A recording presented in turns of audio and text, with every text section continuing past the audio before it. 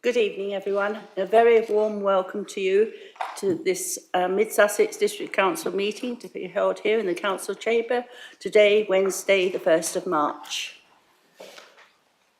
I am going to, first of all, read the fire evacuation notice. The building fire alarm signal is a continuous two-tone alarm. On hearing the evacuation alarm, please leave the building by the nearest marked exit route. Follow the green signs to the assembly point, which is the large staff car park opposite the entrance to the building. Anyone who cannot use the stairs will be helped by the officers present after other people have left. Please do not return to the building until safe it is to do so by an authorised officer. The whole of the council site is a no smoking area. Mobile phones must please be switched to silent. Thank you. I'm now going to ask the Vice Chairman to read the opening prayer. Thank you, Chairman. O Lord, grant us courage to strive for what is right and good, courtesy to listen to those of different opinion. Strengthen us through our difficulties and pressures, and guide us in our deliberations, so that we may act in the interest of all in our district, to the glory of your holy name. Amen. Thank you, Vice Chairman. I'm now going to ask for a minute's silence for ex-councillor Chris Hersey.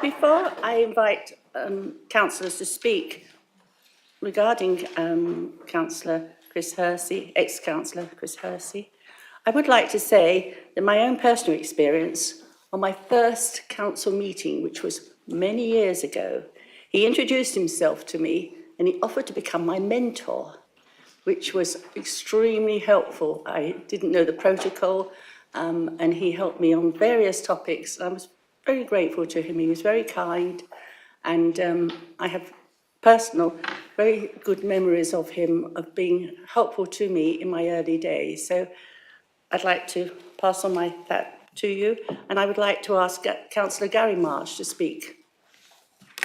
Thank you, Chairman. Very kind words. I will pass them on to Margaret as well. I first met Chris 20 years ago, pretty much like you, but his wife took me under her wing to say. He epitomises why we come into being a councillor. He's one of life's good guys. I shouldn't say he was, unfortunately, one of life's good guys. And he gave pearls of wisdom when he could give you pearls of wisdom, and he sort of slightly put you one side and said, don't do that again. So you don't do that again. But on the whole, I've got to say, I found him a thoroughly decent person and one I could proud to call a friend. So I don't think there's much more I can say, because I think between the two of us, we've said it. Thank you, Chairman. Thank you. I would now like to ask Councillor Lynn Stockwell to speak. Thank you, Chairman. Just a few words. Chris Hersey was my fellow ward councillor in High Weald until 2019. As a newly elected councillor in 2015, Chris and Margaret were a great help to me in my new role, always offering their advice and to share their expertise with me. His knowledge of planning matters was second to none, a role now taken over by Robert Salisbury. Chris was also a parish councillor in Linfield and in Horsted Keynes. I know that these parishes will miss him and his planning acumen. His passing is a great loss, and my condolences to Margaret and the family. Thank you. Thank you, Councillor Stockwell. I'd like to ask the leader to say a few words. Thank you very much, Chairman, and like colleagues, I was very sorry to hear of Chris's passing. He was a district councillor of very long and considerable service, first serving in the old Harlands ward in Haywards Heath, and then more recently in the High Weald ward. During his time as a councillor, he held a number of roles. He was vice chairman and then chairman of the council. He served as cabinet member for leisure, and of course more recently in his time as one of the planning committee chairman. Really considerable public service over a very long time. And he'll also be known to many in this council as the person who would apply the Sainsbury's test to a lot of this council's work, and very often Chris's judgment about what was going on, what was on a council agenda, was what people stopped him in the aisles of Sainsbury's to talk about or ask about, and very much a finger on the pulse in that very practical sense. And I'm sure, Chairman, we'll all pass our sympathies and best wishes to Margaret.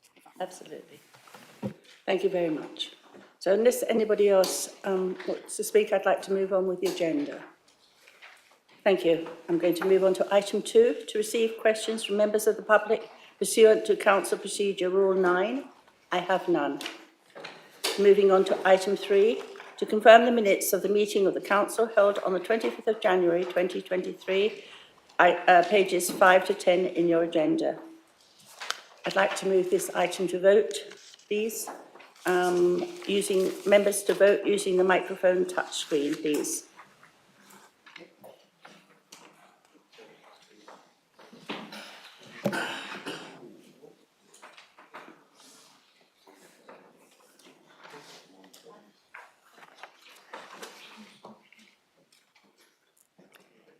Thank you. The vote is now closed. The result, the numbers are being displayed. Mr. Kevin Tugu, would you like to read the results, please? Thank you, Chair.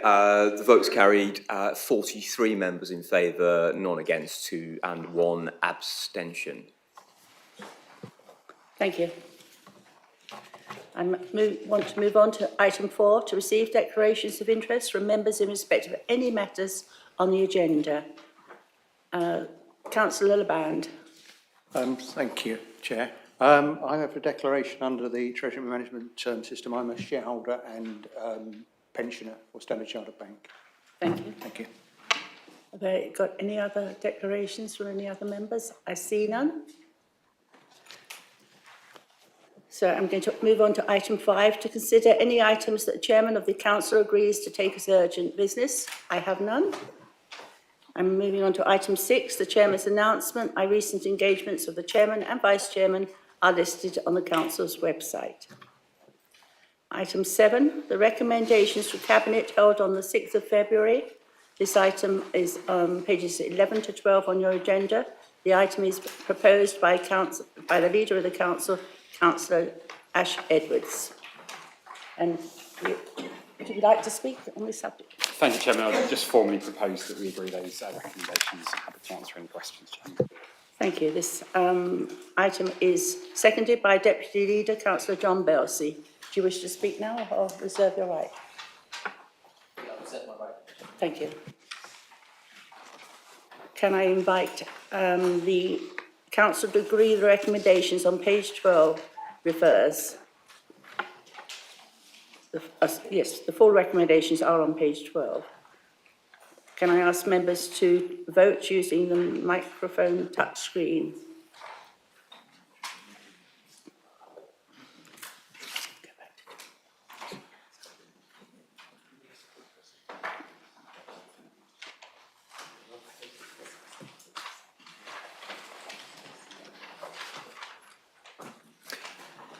Thank you, Chair. Those recommendations are carried. 45 members voting in favour, none against, no abstentions, so that's unanimous.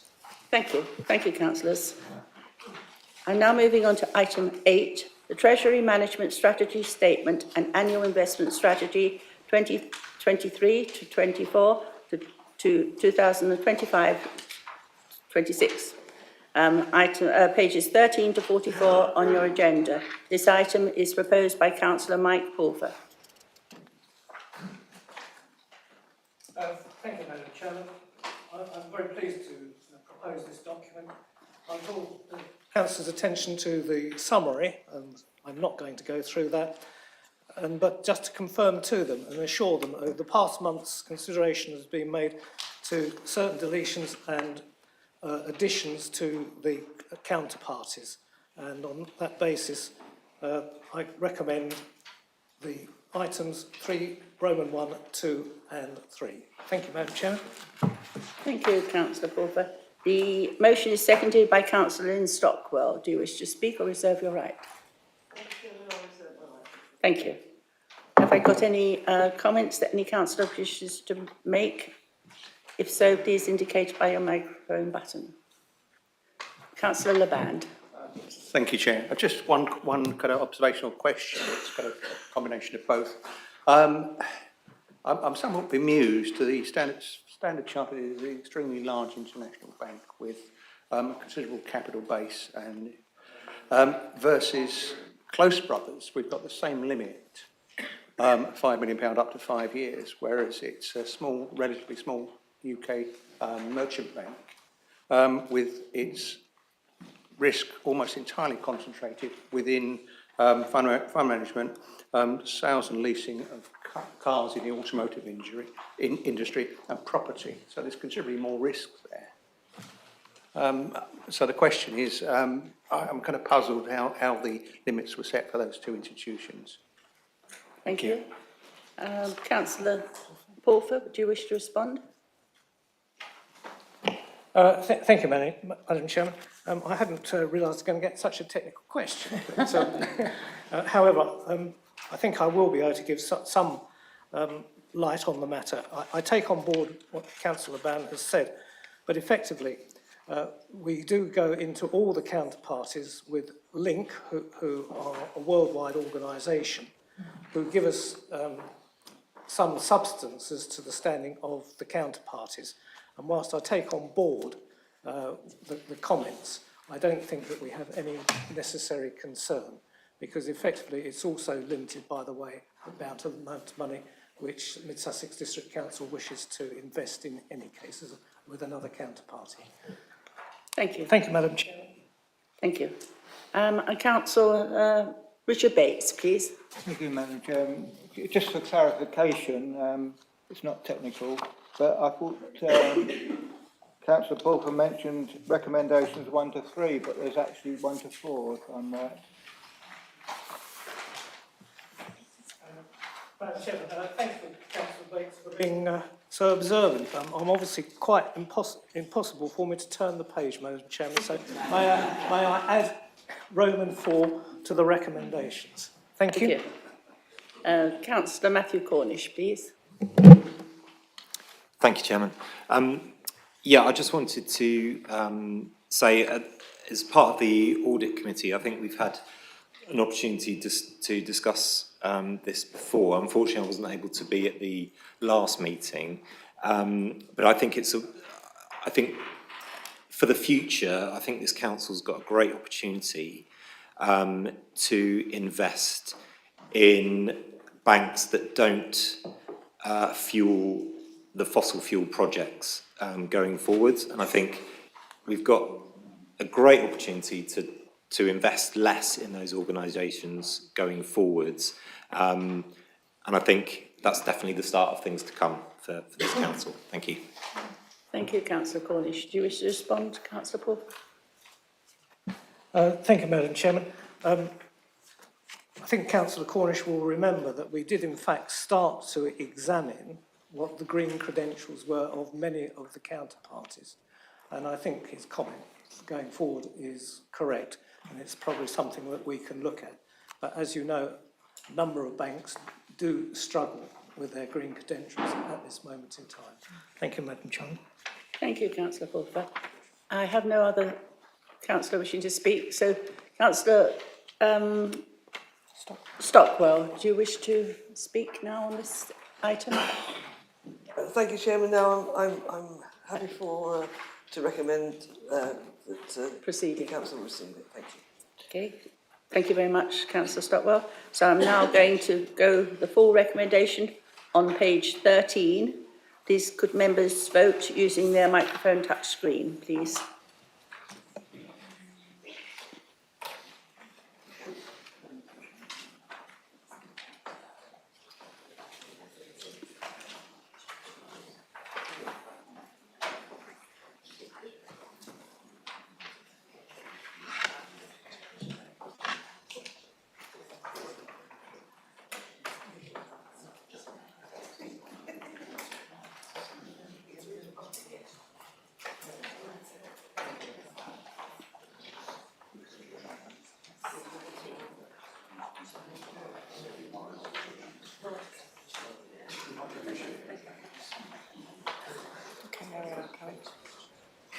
Thank you. Those recommendations are carried. 45 members in favour, no abstentions, no against. That's carried unanimously. Thank you very much. We're now going to move on to item 9, which is the corporate plan and budget for 2023-2024, which has, of course, been extensively discussed during various committee meetings. This item is proposed by the leader of the council, Councillor Ash Edwards. It's on your agenda papers, 45 to 132 pages. Councillor Ash Edwards, do you wish to speak on this item? Thank you very much, Chairman, and I formally propose and will speak to the recommendations in 3.1 and 3.2. And perhaps I can start by thanking the officer team for their work and assistance to members in preparing this budget, and indeed the members of the Scrutiny Committee who carefully considered it and gave it their unanimous support at the Scrutiny meeting back in January. Chairman, as we consider this year's budget, it's worth reflecting on the very significant external shocks that we've had to deal with during this council term, having to use millions of pounds worth of reserves during the COVID pandemic to ensure that we kept key services going, particularly our 3 leisure centres, and the inflationary shock of the last year. And both of those things have had significant impacts on the budgets and finances of all organisations, not just in local government, but they have impacted us as well.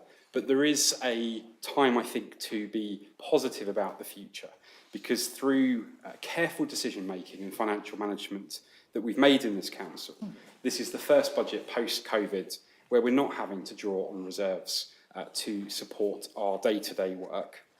We're able to do so with council tax rising by less than the government's cap, and with further investment in the local services that we know that residents want to see.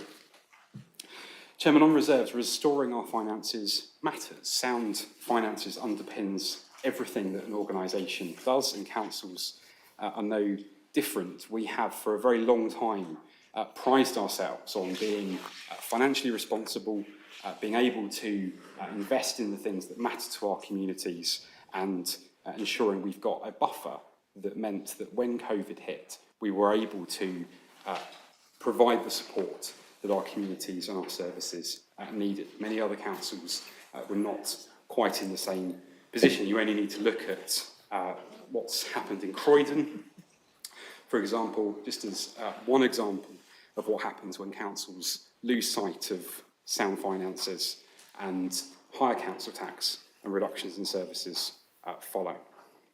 So that has been a significant achievement for this council over the last few years. On council tax, Chairman, we know there are significant pressures on household budgets at the current time, and it's never been more important for councils to ensure that residents are getting value for money services. We started off the budget preparations with council tax of 2.75% forecast in the medium-term financial plan. Subsequently to that, the government lifted the cap to 3%, but we do not need to follow that higher cap because of the budgets that we have put together, and we should not be taxing people just because the government says that we can. We continue to have the third lowest council tax in the whole of East and West Sussex.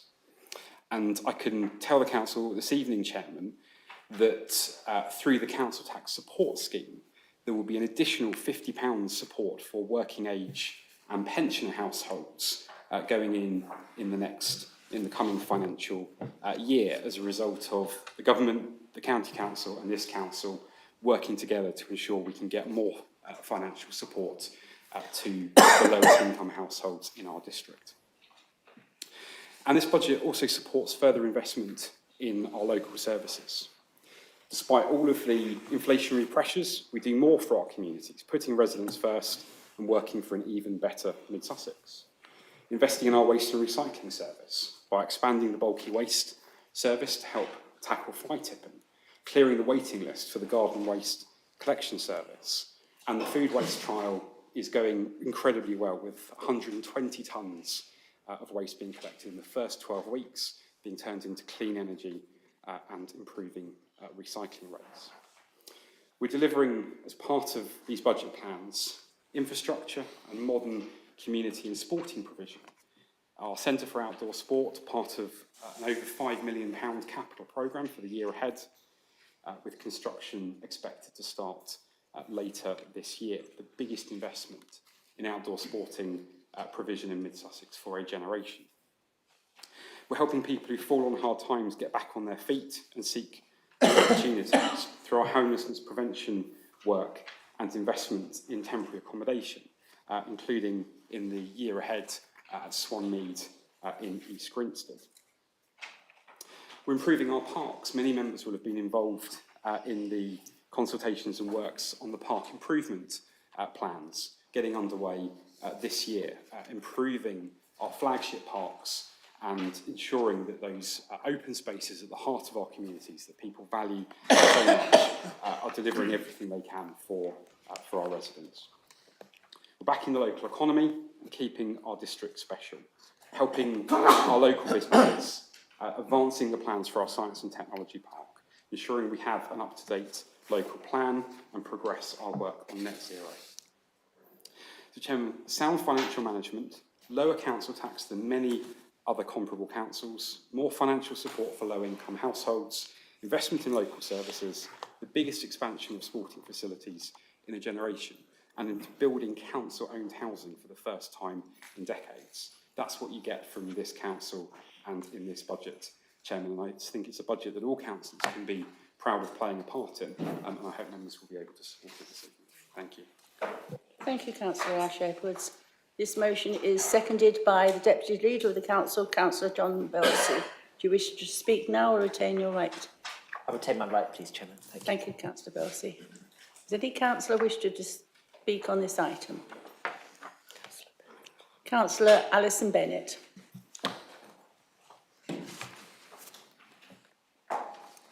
Thank you, Chairman. As well as thanking officers, of course, the leader forgot to thank Liz Truss. And I mention her because the increase in interest rates that she generated last autumn is one of the reasons why we've been able to balance this budget without needing to draw on our reserves and instead using interest from our investments. Teasing aside, we won't be tabling any amendments this evening.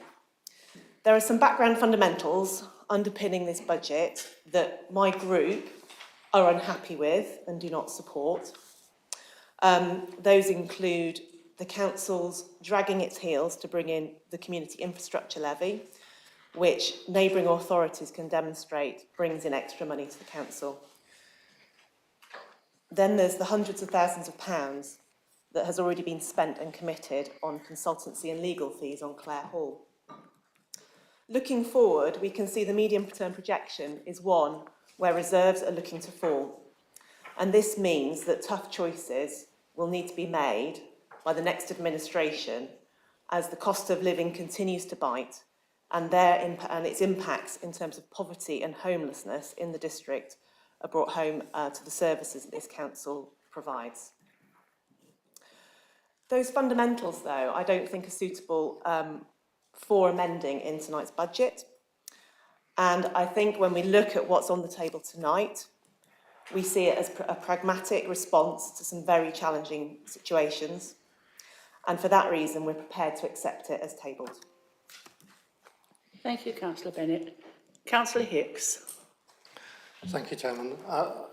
I follow my colleague and fully in terms of highlighting the issues that this budget obscures, in terms of whilst I'm happy to support it and appreciate the extra support for Mid Sussex residents, it's against a background where we have a cost of living crisis, and in terms of, we see the energy rebate that's been capped at 2,500 is coming to an end in April. For many of our residents are having real cost pressures that this budget will not do anything about. Admittedly, this is a national problem, but we need to remember we are balancing the budget by interest that will quickly evaporate in the next year or two. The projection we're given tonight, a 20% deficit in 2 years' time, and we won't have the same level of interest. We won't have the same level of cash reserves. So we're storing up problems for the future on top of making it our national government that is making it more difficult for our residents in terms of their day-to-day living. And also against the background where the county council itself is finding difficulties balancing its own budget. We see our streets full of potholes. We know there's a crisis in residential and home care. All these problems are not being addressed, and we as a council may end up trying to fill some of the holes left behind by that lack of provision. But it's against a background where nationally that our government is failing us, and although we're lucky to balance it this year, clearly there's significant problems ahead that we need to be preparing for as a council. Thank you. Thank you, Councillor. Councillor Ian Gibson. Thank you, Madam Chairman. I'll start by congratulating the officers on once again preparing a budget that meets the statutory requirement to be balanced in year one, and, as the leader has observed, without drawing on reserves. Yes, there's a sleight of hand in that the interest from the current cash mountain has not passed through the general reserve on its way to the revenues line. That's been the tradition in the past. But I'm more concerned, as we just heard, about the gap in future years. I'm happy to support this plan in its current form, although it lacks the ambition in the areas of council-owned housing and council-led development that I would like to see. Now, these won't be fixed by a couple of minor amendments that the majority group is unlikely to support, and I'm not going to waste the time of this meeting by proposing them. This is the plan that we'll be passing to the new council that will be elected in May. So it's appropriate to compare it with the plan that this council inherited from its predecessor, and to consider how successful this council has been in meeting the objectives identified and the extent to which the headwinds of COVID-19, Ukraine and the economic crisis have blown it off course. The purpose and priorities remain the same: effective and responsive services, sustainable economic growth, strong and resilient communities, financial independence. The 2021 plan opens with a list of corporate priority projects. There's no equivalent in the new plan, but it might easily be the same. Introduce food waste collection, deliver a network of electric vehicle charging points, acquire temporary housing. Now that suggests that the progress has been less than hoped on each of these items.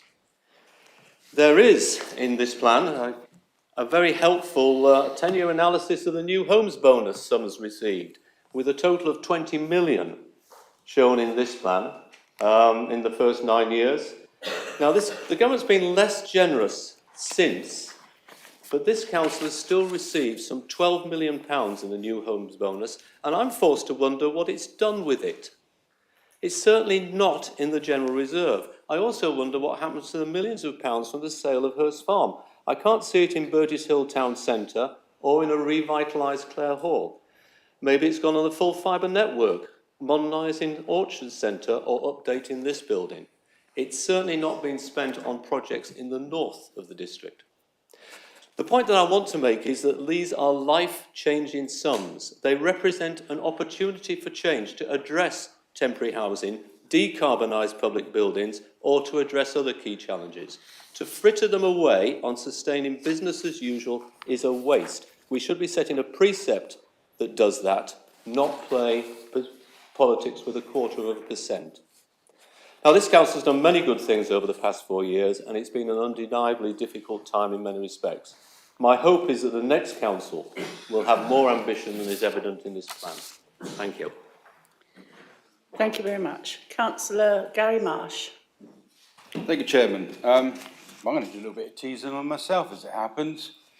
I didn't realise Mid Sussex District Council was so important that we can do all the national woes and all the county council woes, but there we are, aim high, I suppose. So my teasing really is, of all the things that were asked in the preparation of this budget, did we ever get down to how much we saved on postage stamps, please? Because I think that was the main bit that was put forward by the opposition. Thank you, Chairman.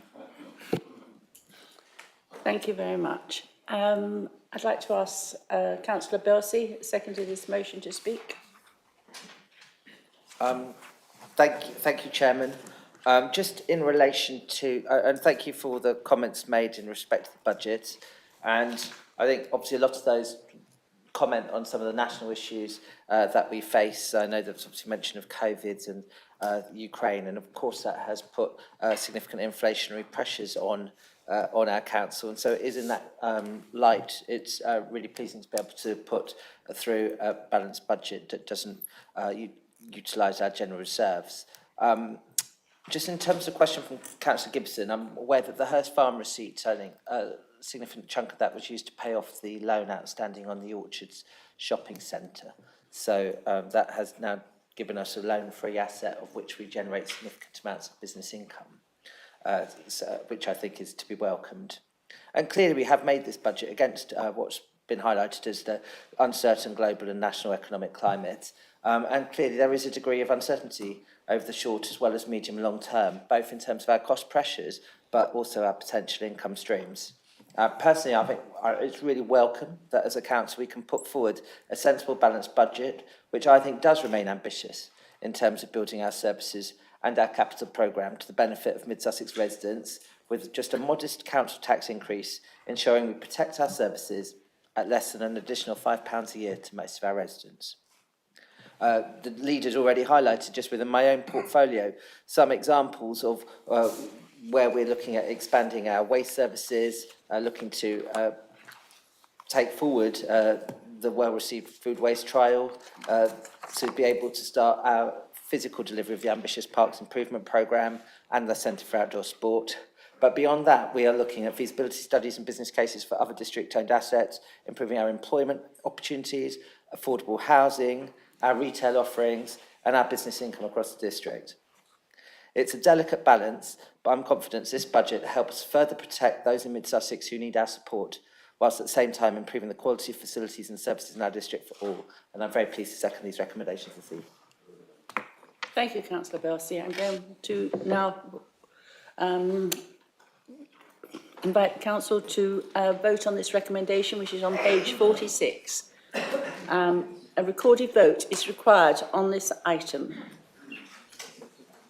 I'm going to now pass this to Kevin Good to call the names. Thank you, Chairman. If when I read your names out, if you could indicate clearly whether you're for, against or abstain from the motion, please. Councillor Adams. For. Ash Edwards. For.